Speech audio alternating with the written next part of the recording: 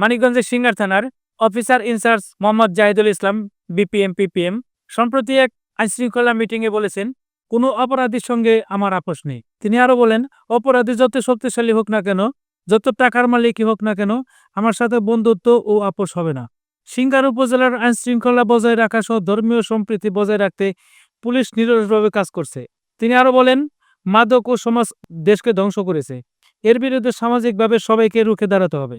বাল্যবিবাহ, শিক্ষার্থীদের ইন্টারমিডিয়েট পড়ার আগ পর্যন্ত অ্যান্ড্রয়েড মোবাইল ফোন ব্যবহার থেকে বিরত থাকা, ইপটিজিং, জুয়া খেলা ও প্রয়োজনীয় কাগজপত্র, হেলমেটবিহীন মোটরসাইকেল চালকদের সতর্ক করেন তিনি। এ সময় তিনি আরও বলেন, পুলিশ ভালো মানুষের বন্ধু, খারাপ লোকের ন। 20 ফেব্রুয়ারি বিকেল 5টার দিকে সিঙ্গার থানার ফুটনগর সোসাইটির যৌথ উদ্যোগে ফুটনগর আদর্শিক গ্রামে সরকারি প্রাথমিক বিদ্যালয় মাঠে এ আইন শৃঙ্খলা বিষয়ক মতবিনিময় সভা অনুষ্ঠিত। মতবিনিময় সভায় জাতীয় পার্টির সাবেক শিক্ষা উপমন্ত্রী ও ধল্লা ইউনিয়ন ফুটনগর সোসাইটির সভাপতি গোলাম সরোয়ার মিলনের সভাপতিত্ব করেন।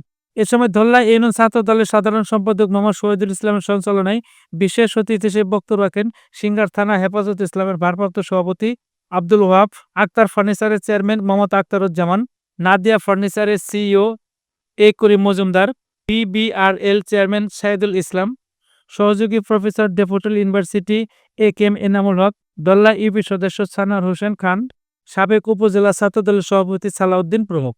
এ সময় স্থানীয়রা চুরি, ডাকাতি, মাদক রোধ করতে প্রতিটি ইউনিয়ন ভিত্তিক উঠান বৈঠক, পাশাপাশি পুলিশ টহল জোরদারের দাবি জানান। মতবিনিময় সভায় স্থানীয় গণ্যমান্য ব্যক্তিবর্গ, ধর্মীয়, রাজনৈতিক নেতৃবৃন্দরা উপস্থিত ছিলেন। পরিশেষে অনুষ্ঠানে সভাপতিত্ব জাতীয় পার্টির সাবেক উপমন্ত্রী গোলাম সরোয়ার মিলন বক্তব্যের মাধ্যমে অনুষ্ঠানটি সমাপ্ত হয়।